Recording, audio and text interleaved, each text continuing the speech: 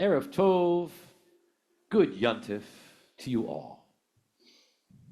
I want to start my words tonight with a song, if you could believe it, and one maybe we will be able to sing together over time. Goes like this. Opening, we are opening. Opening, we are opening. Opening up in sweet surrender to the luminous love light of the One. Opening up in sweet surrender to the luminous love light of the One.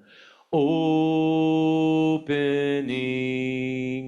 we are opening. Opening, we are opening. Opening up in sweet surrender to the luminous love light of the One. Opening up in sweet surrender to the luminous love light of the One. Opening,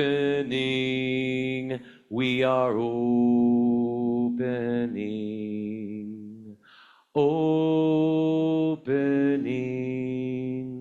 we are opening. What a great honor it is to be here tonight and to open the new year with you. As I embark on these days of Rosh Hashanah and Yom Kippur, I am really excited about the opportunity to connect with all of you here over the next number of days in the Temple Emmanuel community.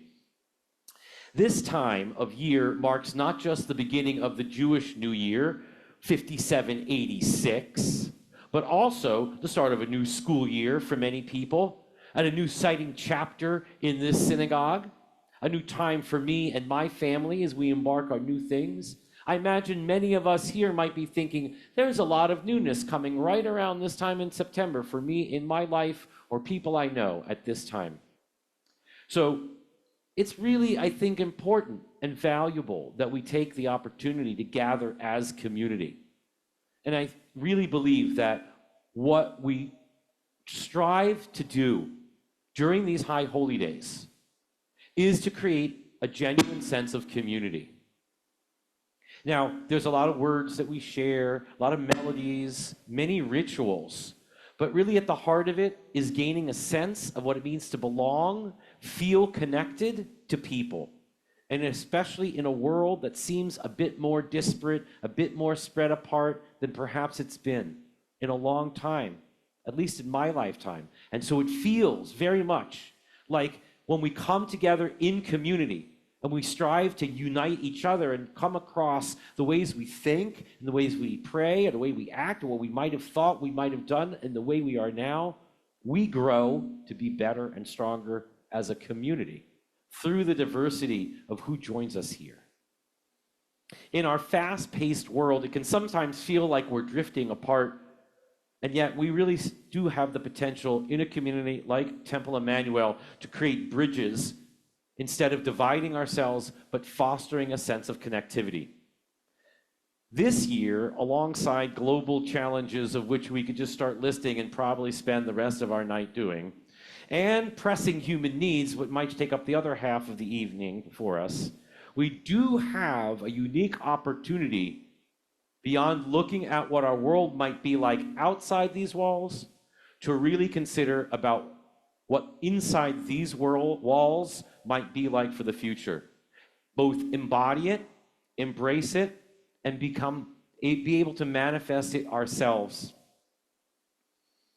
A haven of peace and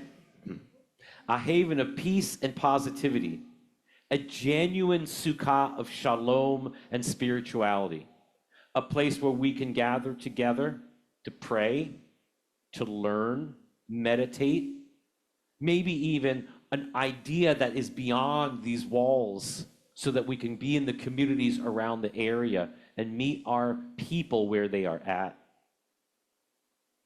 Rosh Hashanah encourages us to reflect on the vast expanse of time, eternal moments that can lead us to a profound revelation. Our tradition highlights the meaningful significance of creation on a date that we celebrate today.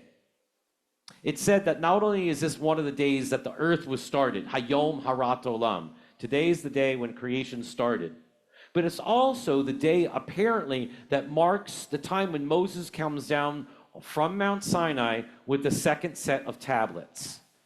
Why would that be significant for us in this moment? Because just like Rosh Hashanah might be about the birth of the world, that second set of tablets was very much our chance, our second chance, if you will, at trying again. One of the things I will like to say in all the communities I've served is, well, here we are, another year. Don't think we've reached paradise or gotten to Gan Eden yet. So let's try again. Maybe if we change something, we'll get it a little bit better this time and just get a little bit closer than we were before. To bend the arc of justice takes a lot of time and a lot of savlanut, a lot of patience.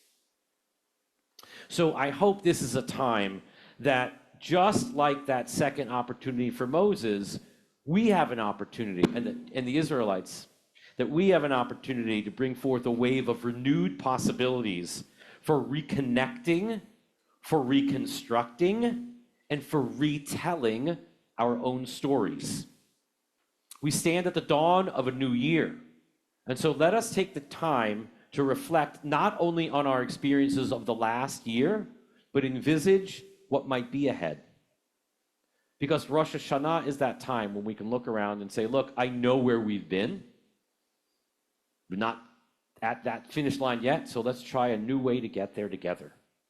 The journey includes self-reflection, an opportunity to explore opportunities to learn from our tradition and from new voices around us. Together, as a community, we will write Torah. It's taught that Torah is not just in heaven. Lo bashamayim hi. Torah is in our hands.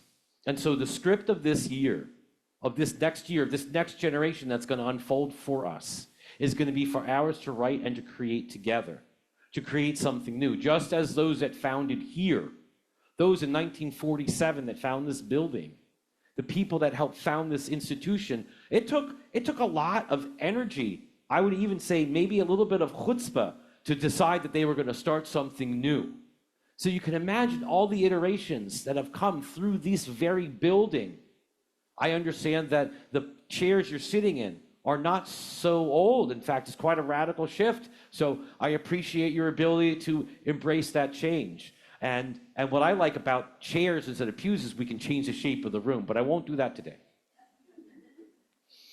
So as we stand on the dawn of a new year, I want to invite you to take a moment to reflect on what it is that we kind of hope for together.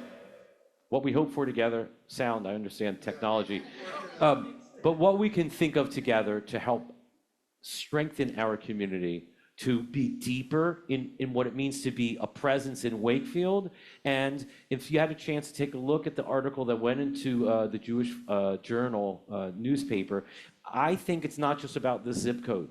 I think the beauty of what the Temple Emmanuel in Wakefield is going to be is the ability to know about the towns around us and what happens in the North Shore, and being able to see where the people are visiting and coming and being a part of our community are from, and saying this is a destination of shalom, this is a destination of spirit, this is a destination for ruchaniyut, right? Spirituality, meditation, and mindfulness. I really want to thank my predecessor, Rabbi Greg, for helping plant those seeds within the community by establishing meditation services, by establishing the monthly walks at the local reservation. It allows us to embrace the many values of Judaism that go beyond the four walls. And so I think this year we could all take a moment and come up with a goal. And over the next couple of days, a lot of prayers, this is definitely a large book, think to yourself, like, what is my goal? Like, what can I help bring and manifest here? One of the things that I really hope we'll do is get to know each other better. I'm very new. I'm not only new to the community, I'm pretty new to Boston. And so this whole area, for me, I come in like, well, what is this about? And how did we get here? For many in the community, it may be a little bit easier for the new members, the people just showed up, to kind of come into a room and say, hi, who are you? How long have you been here? What is this place about? It might be a little bit harder for our more seasoned veteran members to actually walk up to a new face they've never seen before and say, hi, what brings you here? What was your Jewish life about before you came into our place, and what do you bring to our community? Because all of us together are going to bring those values. All of us together are going to be able to lift up the things that bring meaning to us in Jewish community. And then we show, like, what is celebrating diversity really about? If we start the process now, I bet we can initiate critical conversations that will help highlight and shape our bonds over the next few days. Though we come from diverse backgrounds and neighborhoods, we're all one part of the Jewish people, a vibrant Jewish people. And I think this year the challenge within our North Shore Jewish community is to understand each other just a little bit better. Who we are as individuals, who we want to be as a community. One of our core values, I've learned in Temple Emmanuel, is that this synagogue loves fostering a friendly and inclusive atmosphere. It was so wonderful to come and visit here for my initial visit and to see the pride flag flying outside the window of the synagogue. I mean, it means to me it's a place that embraces all walks of what it means to be a human. And since that's part of being Jewish, it means that we feel welcome to bring in everyone here into our midst. It is something that we'll have to continue to look for. How do we continue to be welcoming? It doesn't just end. When we say we want to be welcoming, inclusive, warm, welcoming, it means we'll continue to seek how do we do that through the years as that continues to evolve. And so, my friends, as we come to the conclusion of these words, I just really want to wish you all a wonderful, meaningful new year. And over these few days, the inspiration to see and achieve what it is that we can be at Temple Emmanuel. The Shana Tova Umituka. May you have a sweet and blessed new year.